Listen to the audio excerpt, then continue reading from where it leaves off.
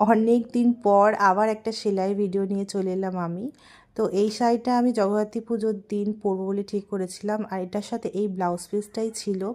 But আমি একটু designer look দেওয়ার জন্য এটা স্লিভটা আমি একটা চিকনের কাপড় ইউজ করেছি, আর এই কটন লেসটা আমি ইউজ করেছি। তো কিভাবে আমি ব্লাউজটা তৈরি করেছিলাম একটু তোমাদের ছোট করে দেখিয়ে দিই। এটা আমি 3 টাক্সে করেছি, ফার্স্ট টাইম আমি 3 টাক্সে ব্লাউজ তৈরি করেছি। আর ফ্রন্টের গলাটা স্কোয়ার ছিল আর পেছনে এয়ার গলা। শাড়িটা আমার ভীষণ পছন্দ হয়েছিল, তার একটা কারণ হচ্ছে এর কালারটা, অবভিয়াসলি কোয়ালিটিটাও খুব ভালো ছিল, মানে ভীষণই সফট কমফোর্টেবল। তাই শাড়ির এই সিম্পলিসিটিটাকে বজায় রাখার জন্য আমি ব্লাউজটাও একদম খুব সাধারণভাবে সিম্পল ডিজাইন দিয়ে তৈরি করার চেষ্টা করেছি। তো তোমাদের কাছে এই ব্লাউজের ডিজাইনটা কেমন লাগলো আমাকে অবশ্যই কমেন্ট করে জানিও। আর তোমরা যদি এরকম শাড়ি বা ব্লাউজ আমার থেকে নিতে চাও বা তৈরি করাতে চাও আমাকে ডিএম করতে পারো। টাটা।